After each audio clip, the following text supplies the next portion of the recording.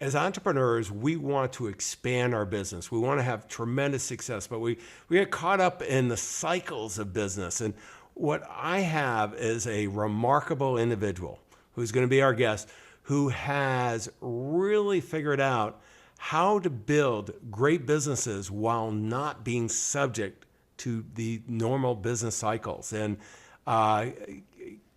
Ken has really, from both acquiring and developing over $2 billion of real estate. He's focused on green technology with really an emphasis on the green energy side. And he's combined these in a way that I think you're going to be amazed, not only on the lessons on real estate and the green side, but more importantly, how you can live your life as an entrepreneur to really make a major impact. I'm John Bowen. We're at aesnation.com. Stay tuned. It's going to be remarkable. Ordinary success? No way. You want amazing, remarkable, exceptional breakthroughs. Dig deep, think bold, drive hard, watch yourself soar beyond your dreams. aesnation.com. And I am just so excited to have you join me today at aesnation.com. You know how busy you are and with all the things you've got going on. But first of all, thank you for being here. You're welcome, and thank you for the invite. I'm happy to share and help in any way that I can. We're in I call it a mastermind group, strategic coach Dan Sullivan, together. And we had the opportunity to sit together a couple months ago. And I was just kind of blown away on what you were doing, what you were accomplishing. And then you shared with me, we'll make available later, the essays you had written on life lessons and thoughts on different areas. And I said, geez, I've got to get you on my podcast. And I might be a little embarrassed how much I begged you to do this, but you were so kind to do that. And before we go into kind of what you've been doing and life lessons you're going to share with everyone, give us a little backstory. How did you get started on all this? Well, the question is on this being which part? Well, life in general. I mean, you're extremely successful real estate, a developer, investor. You're also, you've done these complementary businesses that we're going to get into from the business cycle. But my guess is you didn't wake up, at 5 or 6 and say, I'm going to be a real estate investor. How did this all come together? Well, I started off in 1980, and I'm going to date myself in technology and mini computers and software at the early age of 20 years old. I came across an amazing opportunity, and we designed a vertical market system for dentists on what are called alpha micro mini computers before the IBM PC, about 2 years before the IBM PC came out. And it was a fabulous run. I stayed with this firm till 1987. But I really started when I was 13 years old. I read a book called, and you asked me this earlier, what's my favorite book of all times? And it's The Power of Your Subconscious Mind by Joseph Murphy. And at 13 years old, I read this book, and it just imprinted anything that I wanted. I knew that I could program, and I did it. I was able to program a few things. And so by 1987, at 27 years old, I was born in 1960, I had made a very large goal at the time, and I knew I couldn't achieve it in the current partnership with the current company. And so I watched a few people that I know in real estate development, saw the wealth, saw the lifestyle, saw the opportunity, and I decided to shift gears and move into real estate development from computers and software. And so that really moved me forward into and it was goal driven. It was very much Dan Sullivan. I didn't have his principles at the time, but it was designing a very, very large future and then breaking it down and analyzing it. And I couldn't do it with the current opportunity. I needed a new platform, and that was real estate development at the time. So let me interrupt just for a second, sorry. because Yep. I want to get, it's one thing you're having success in one industry. I was playing with Texas Instrument mini computers, writing financial software back in those days before the PC too. And so it was a really interesting time. But I mean, making that shift from there to real estate, it's one thing to have the goal, of accomplishing, some, you see how that much more opportunity, but how hard was it for you to make that transition? Well, I joined a firm, I learned the finance side, then I joined a partnership to learn the property management side, the construction side, the development side, and it was about a 15-year transition to becoming a full-fledged developer, contractor, doing all of our own work for our own account. We weren't a contractor for other people, but the ability to control every aspect of that cycle of a project took about 15 years. And we learned how to play cycles. We were at perfect timing in the 1990 meltdown, the RTC Resolution Trust. At that time, that was one of the largest transfer of wealth in America's history, from the S&L savings and loans crisis, as the RTC government-formed entity started repatriating assets back to private industry. And we were able to take advantage of that, bought about $1 billion of those assets. And, those were very much acquisition. I mean, like, quite frankly, you could have been, the least bright guy on the block, and you would have made a lot of money. So in those days. And then, we transitioned into having to add more value by actually doing construction, development, zoning, construction. And, that brought a whole different level of skills in and so forth. Well, it is. I mean, I was thinking, I built an office building in 1986 with a couple of guys. Each of us put up $100 and borrowed $6 million.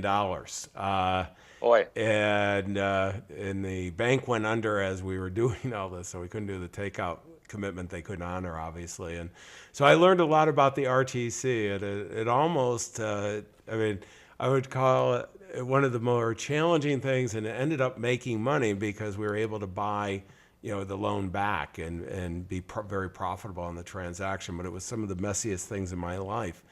And, and quite honestly, I didn't know enough about real estate. I shouldn't have been involved in it. And one of the things I've learned, and I'm hearing from you, is surround yourself by really talented people. It sounds like over that 15-year period, you had the privilege of working with some really talented other entrepreneurs that, you were a student as well as working with them, and you've taken those lessons.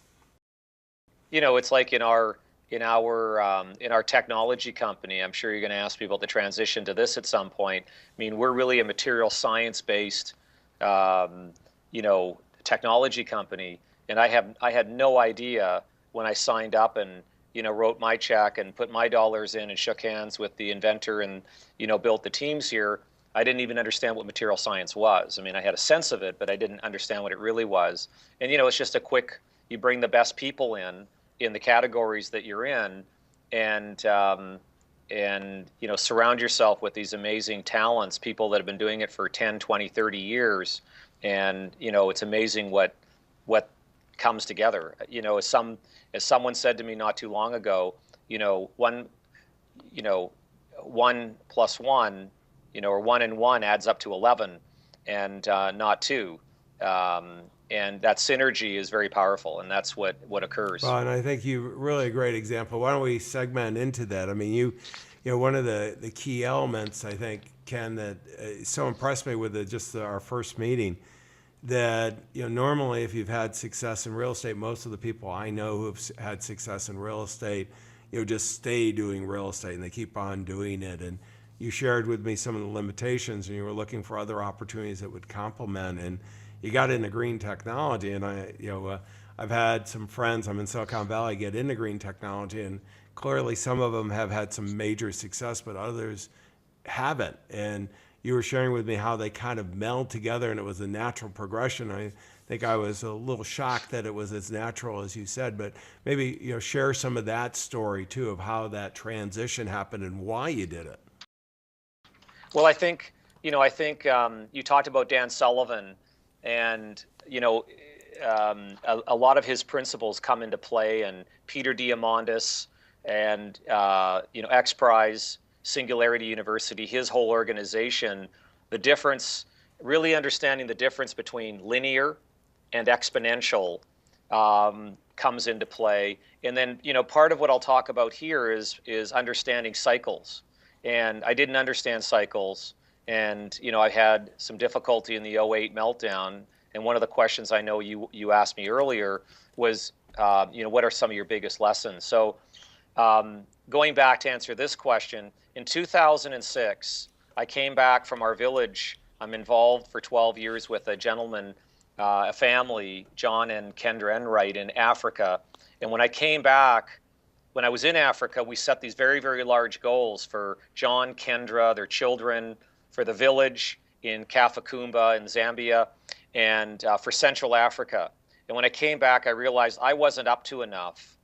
And I want to impact more than 1 billion people in what I'm up to. And building apartment buildings doesn't impact and doesn't change the world, doesn't make a difference. So I made a goal to make billions of dollars to empower global community. It was that specific or that general. And then I detailed out what that means. So October 13th, 2006, I made that large goal. And what I did is I reverse engineered it like I did going from technology to real estate. And I realized I couldn't do it in real estate. So I had to get back into technology again. I needed the leverage, not the money leverage, not the financial leverage like borrowing money. I needed the leverage of what technology would do in order to make those impacts. And so, as Dan would say, and as Dan does say, and as a very good student of his, money allows people to make impacts in their family, community, and the world. So money's a good thing. And I knew that I needed to have a B in my program, being the billion, in order to be the change agent. So long story short is, I reverse engineered that using Dan Sullivan's principles. And if you do distribute those 11 essays, the last essay in there, essay number 11, is actually a summary of how I put that goal together, that very large goal, and reverse engineered it. So with that in light, I then learned something called linear and the difference between a linear company and an exponential company. I learned why Google became what it became and why other large companies that are in linear industries became what they became. And so the principle is very simple. Dan Sullivan has a quote, and he says, you get paid a lot more when you offer a transformation than you do when you offer a transaction. And how you know that you're offering a transformation is when you're a hero to somebody. So when you're a hero, it's a transformation. When it's a transaction, there's no hero status. And so when I was looking at being in real estate, it's always linear, and there's never a hero factor. I mean, I can build a fantastic community and put lots of bells and whistles in it, but really it's not transformational, it's transactional. It's a good transactional, okay? And it may be a higher level of linear. And so in the transformational world, you're providing the world with solutions. In the transaction world, you're providing the world with parts. So if you look at an iPhone, there's probably 20 suppliers that share $8 of margin. But by the time Apple takes that same phone and sells it to the phone company, and the phone company provides it to me, they never see it and they get part of my contract, they're making something over $2,000, but 20 other suppliers made $8. So for assembly, for the glass, for the drive. And so the point is that a parts provider makes a parts margin and a solutions provider makes a solutions margin, being exponential. So that was a really big piece of selecting why I needed to get into technology. I wanted that leverage, and I wanted to be in an exponential world, not a linear world, as real estate And is. it's, when you said that to me when we were sitting next to each other, Ken, the first time we met, it was like, so blindingly obvious. And you can certainly build, great wealth in real estate, and you can leverage it fairly well, traditional financial leverage, but it is linear. And in today's world, with the access that all of us as fellow entrepreneurs have to technology, the value creation we can do, with 7 billion people on the world by using technology. I mean, I don't know hardly any of the part manufacturers in, an Apple device. And on the other hand, I do have my, I just reach over and grab my smartphone. I got my smartphone here, and I use some Apple products, I use some PCs, but so many of those, I mean, they're heroes to me because they've made a difference that, you and I can, have this conversation for next to nothing over Skype, leverage it and, have it go out to several thousand of our entrepreneurial members at aesnation.com. It's an amazing thing. And that's, being hero to whatever group, you can really grow exponentially, and you've done that. Well, I mean, take a look at, one more example is I'm going to the airport. I decide to phone up a company, a cab company. I'll leave them unnamed for now. And the lady answers and says it'll be, the cab will be there in 15 to 45 minutes. And I said to her, well, my flight's an hour and a half and I'm 15 minutes from the airport. So do you have a cab identified for me? And she said, no. And I said, well, do you tell everybody that? And she says, yes. I said, could it be an hour? And she said, absolutely. So now I was starting to annoy her with all the questions. And she said, look, would you like this or not? And I just had my assistant set up my Uber app for me. And I said, okay, well, thank you. And, but I'll find another option. So I pressed my Uber app and it showed me within seconds that there was 3 cars available within 2 blocks. And I pressed it, confirmed it for $4 more, roughly. It was at my residence within 3 minutes. Yeah. And so that company and that driver was a hero to me that day because I didn't have the angst. I didn't have any stress. I hopped in. I made my flight. I didn't have to pay $32 a night at the airport. And I could leave my car at home. And I could make calls. And there was no money that exchanged hands. And so there's an example of a solution. So if you were going to invest in a company today, knowing what you know now, would you invest in yellow cabs or would you invest in Uber? And there's a slightly different market cap.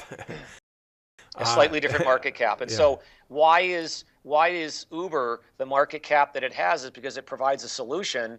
And why are the other companies, fighting it? Because they provide a parts style model, a transaction. And Uber provides a transformation. And it's a smaller one, but it makes my world better. It makes other worlds better. And that's the difference between solutions and parts or transformations and transactions. Well, and really becoming a hero too, because I want to point out, Ken, I know when I left the meeting with you, I wanted to stay for the absolute last minute, but I had to catch an earlier flight. So I hit Uber, and the second it rang, I walked out of the room. And I've been traveling the last 2 weeks and, have used Uber at every single time. And then you and I are both talking about too. They wanted to be a hero to the business traveler in the black car series. They're doing it more for everyone at UberX, and to the extent that we can do that. Now you've done it. You're making it. You can't be a hero really in real estate. It's hard to. I mean, there might be a small group, but you can't do it exponentially. Right. It's led you to this green technology. What are some of the lessons you're learning there in how you can be a hero and the ability to have exponential growth? Well, when Dan 2 years ago, so one of our technologies is a technology that allows a diesel engine to run 100% horsepower and torque, the same as a diesel engine. In fact, 2 weeks ago, we hit for the first time in industry history, diesel cycle combustion with 100% natural gas. So we can run an 80-cent gallon of natural gas with less BTU flow. So call it a 60-cent gallon versus a $3.50 to $4 gallon of diesel, much cleaner. It's a clean engine, not a green engine. We'll talk about that in a minute. And so how we put this together is I had a billionaire trucker in our company who has 20,000 trucks. And he said, well, how much is the kit 2 years ago? The same week that Dan gave me this quote. And I said, it's we'll roughly charge $40,000, $50,000 for it. And he said, well, how much will it cost you? And I said, we're trying to get it down to 12. And he said to me, I don't mind you getting chubby. I just don't want you getting fat. So, and Dan Sullivan the same week gave me this quote, and it was quite jarring for me. It wasn't like ego. It wasn't, I wasn't upset, there was something there, and I couldn't. And so that week, I realized, I did the math, and what I realized is that, and I did some more metrics by putting the kit in for free. So we got the kit for a truck down to $15,000, and we got the truck down to the kit to put on a truck for $15,000. And so, long story short, is we put it on for free. 90% of all truckers are independently owned. 70% return home. We triple the trucker's income. So the average trucker makes $35,000 a year and $12 an hour. Okay? So think of these metrics for a second. This man, 91% own homes and 78% are married. They have children. They own a home, and they live on $35,000 a year. Okay? They own their truck and support their truck on $35,000 and their family.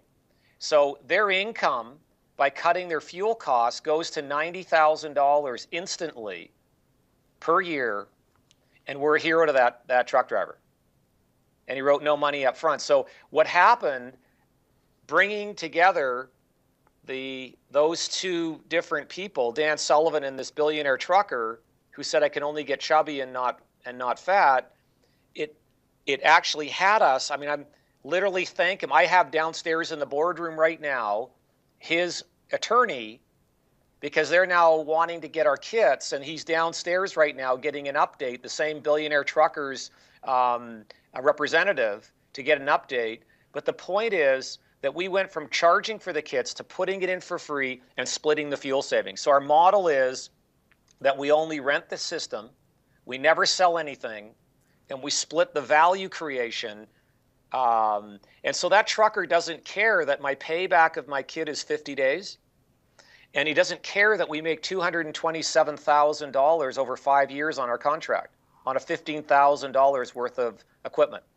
What he cares about is that for the next 5 years, he's going to make more than $90,000 a year, and I'm a hero. Our company's a hero to him and his family. This is one of the things I love, Ken, when I was talking with you, that the ability to be a hero, and I might just encourage every entrepreneur to think of finding the right group that you want to be a hero to, right? And then being creative. I mean, you were, this is, sometimes we got to, price it so we can get a return right away, and taking that longer vision. I'm doing some projects like that too.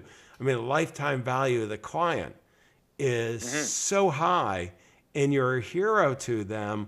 I mean, this is where you have, and there's a lot, Ken, I don't know if you know this, there's a lot of truckers in the world. I mean, there is. And 90% of them make $35,000 a year, and we completely change their worlds. Yeah, no, this is where, I mean, I'm going to go back to Uber just for a second. You and I have ridden in a lot of Uber cars. Those drivers love it. They're more than happy to pay their percentage to Uber. Right. And it's really just simply an app using technology today. It's an amazing thing they've accomplished. The lifetime value of each of those relationships is huge. You're just doing that same thing. It's amazing. So then we take that same trucker in 18 months, and we have the trucker simply burn the hydrogen out of the natural gas. So now the trucker turns completely green. So he's got a green truck, he's cleaning the air, and we take the carbon and we turn the carbon into higher value durable goods. So stage 2 is we add even more value. When he's running a much cleaner truck, he's going to get more business. And when we move him to purely green, where he's literally, the truck is cleaning the air as it's driving around regionally on the highways, and purely burning hydrogen out of that same fuel, and the carbon is being turned into durable goods, which we've now perfected that technology. We've got this second value add for him and his family. His income goes up again, and his business will further increase. So yes, we'll do business with the billionaire trucking firms. However, I'm not going to be in a room or be in business with someone who says I can only get chubby, I'm not allowed to get fat. Yeah, this is, finding the right group who wants you to be a hero, you can be a hero to, and then you can monetize it. Ken, one of the things that I want to ask, and this is something you and I've talked about in the past too, is that you had this vision, this vision that you wanted to, you're in real estate, you're having a lot of success, you want to make a bigger impact, you want that future to be much larger, you want to be a hero to a much larger group. You had to change, you made that transition as you shared. You didn't have, I mean, you said clearly you didn't have the knowledge in this space, but you put, financially, time, energy, and money, you put that flag into the ground that we're going to do this. How do you go from, having this commitment to really making this happen? So number one is it's confidence. Okay, you've got to have the confidence and know that you can attract the people, you can attract the resources, you can put the time and energy in.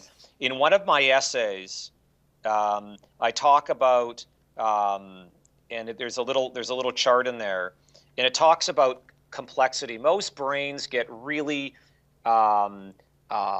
confused by how to execute something. And if you look at a real estate development and you look at construction, you break down a building into its components. You break it right down to the very first thing that you do. After you get your zoning and pull your permits, you go out and you clear the land.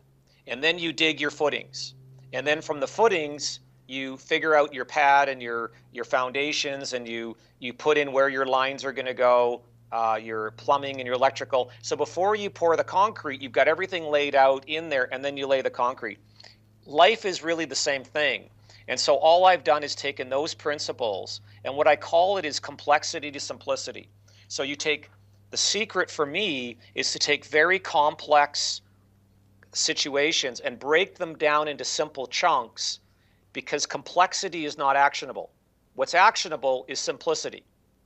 So to get other people on your team and get them enrolled, it's taking simple chunks of the complex bigger picture and then executing those. And that's what I believe creates success. So yeah, I totally agree, Ken. I mean, what my experience has been, I always call it to get onto the right side of complexity. That's simple. We start out, we're simple because we're ignorant, we don't get it, and then we deal with all these complexity. Those entrepreneurs who can really reduce that complexity, to a simple process that executes and gets the results. Right. It's actionable. It's all about actions. There's nothing in life gets done without an action. And as soon as you can break it down to, you'll notice you take something complex. As soon as you break it down, it automatically turns to an action. As soon as it gets down to a simple enough chunk, it's already in action.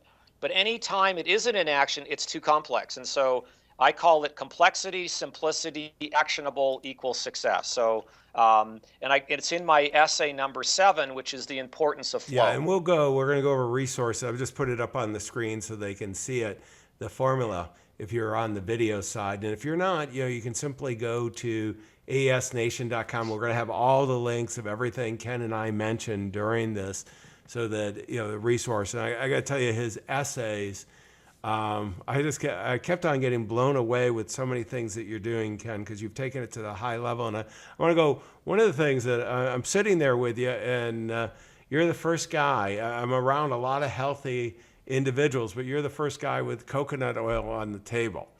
And tell me a little bit of why health and fitness is so important to you, in both personal and professional. Well, I think, how I got into this technology company, this situation is I did a talk in early 2007. I made my large goal October 13th, 2006. And then I got invited to talk to about 150 entrepreneurs. And my talk was on confidence. And so, there's a few things I do, and it's covered off in the essays. One of them is health and fitness. And so, why specifically coconut oil? Well, that's a subset of health. And, getting the right amount of exercise on a regular basis builds a lot of confidence for me. Partly because I'm doing it, and partly because I make it just part of my lifestyle. And the other is healthful eating. I mean, my energy, I'm 54, and I have better energy than I do. I've always had high energy, and I have better energy than I did when I was 18, 20, 30. And, I found for my body type and for my world, sort of the perfect formula of what just gives me, I have the same energy at 5 a.m. when I wake up, 5:30 roughly in that time frame. I have the same energy at 7, 8 o'clock, 9 o'clock at night as I do when I wake up in the morning. And so eating well, eating healthy food, I don't eat, very seldom do I eat simple carbs. I use coconut oil to stay in what's called ketosis, and I found that it's an amazing medium chain triglyceride that releases ketones into my bloodstream, and I really notice that on a daily basis. In fact, funny enough, before this call, I hadn't taken my coconut oil, my 4 tablespoons, so I just had it with a cup of tea. And I actually, one of the rare days that I forget, I was going, I forgot something today. So I just took it about an Oh, hour the ago. power of rituals and really Yeah, focusing on health and nutrition is just so important. I want to encourage everyone. I'm newer to that than you are, and it's made a huge difference in my life already. And I can just see, having that extra energy and being able to maintain the energy level for being fully engaged. It's a game changer. well, I was in a race last Thursday. I was in a race where I was in a trophy truck. I started the race at about 1 o'clock, 1 p.m., and I got out at 3 o'clock in the morning. And because of the coconut oil, because of the nutrition, my focus was very close to the same as it was 1 o'clock the day before. And so I was in there for 14 hours, with 850 horsepower and the Baja 1000. And we had a couple of complications which got us behind. But my co-driver was eating carbohydrates, was eating some sort of goopy, sugary crap, sports drinks with high fructose corn. And I could watch his brain constantly crash and be out of focus to the point where I couldn't use him for a few hours as my co-driver. I had to drive my own data on my own screen at high speed, and he was too far behind me. So it was really a monumental moment for me, because I could watch one type of healthy eating and I could watch the traditional diet, and I could just see how the brain was coming in and out of focus. And so it was really fun to see that juxtaposition of the two eating styles. And I would encourage everyone to spend some time understanding that. But let me go to the next segment here. Please. And this is the app of the day. And I think you shared with me one that you like a lot. And what was that? Well, audible.com is, I don't get a lot of time to read books. I love reading, but by the time I finish my emails and all my business reading and so forth, and I learn a lot from books. Very, very powerful. So I have a goal to read a book a week, and I do it through audible.com. And it's my favorite app. I get up early in the morning, throw my gear on. It's my time. Take my dogs, go out to the golf course, do a run, do a workout, and just listen to a good book. I found that to be, other than aesnation.com, the Audible, and I use that a lot. I love during workout to have the headset on. Yeah, and the podcasts are fantastic as well, of course. I mean, those are another fantastic learning tool. We've got so much, we talk about we need lifelong learning, and they're so readily available. Let me go to Book of the Day. And here you had already mentioned, I'm going to just put it up on the screen so we have the record of it, The Power of Your Subconscious Mind. By Joseph Murphy. Yeah, and tell me why you I'm not familiar with this book.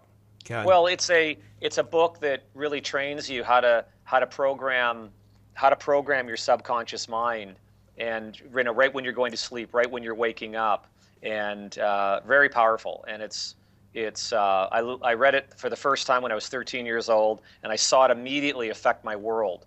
I wanted something, I programmed my mind, I stayed on it, and within a few months I had whatever it is that I was looking and seeking. And so I do it every day. I mean, when I go to sleep, I'm programming my mind. I have out of that book, since I was 13, I have a little sort of little sentence, and it says that the infinite power of my subconscious mind will make me even more healthy, wealthy, and wise.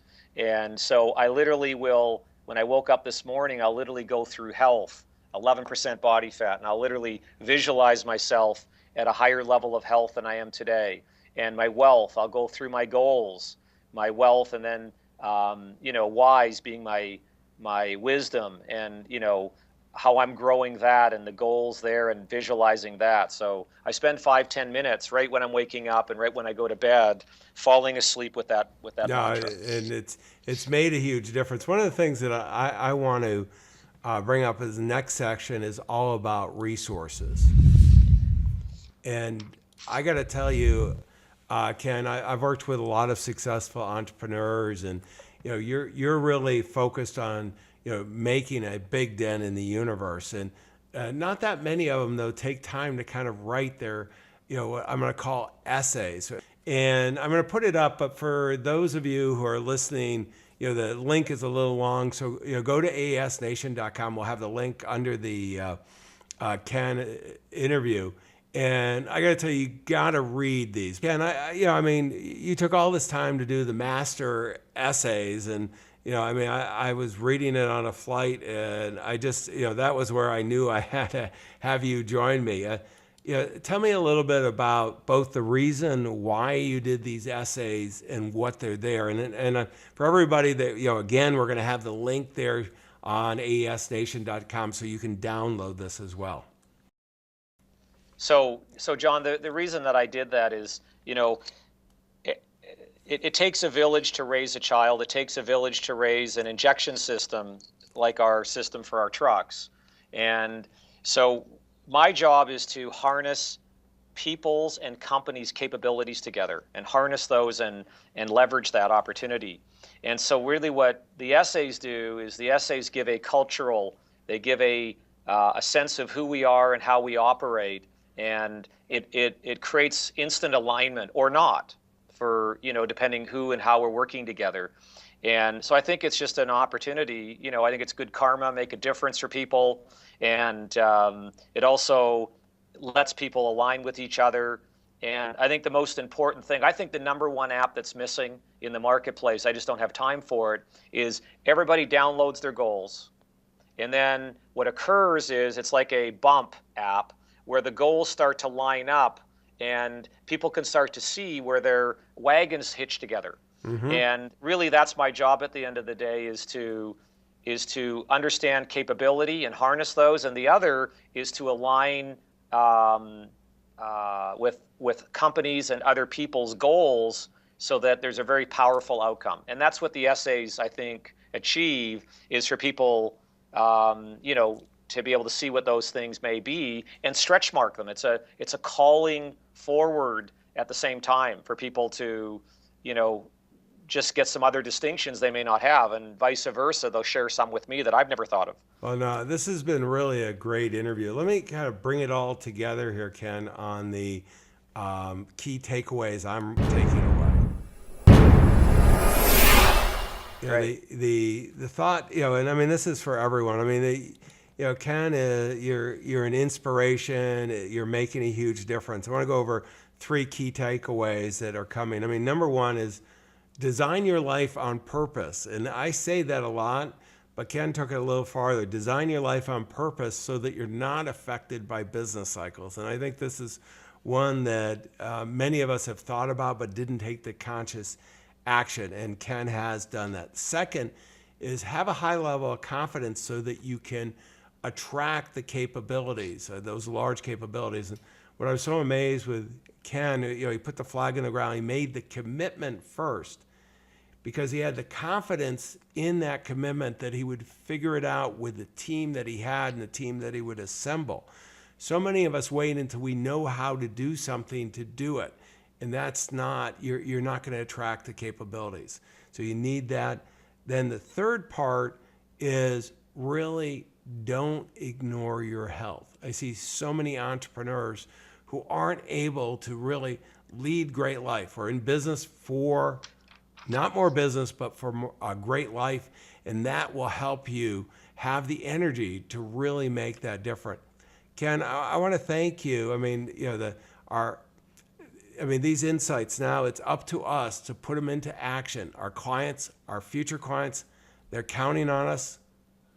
I wish you all the best of success. Thank you. Thanks for your time, and thanks for the invitation.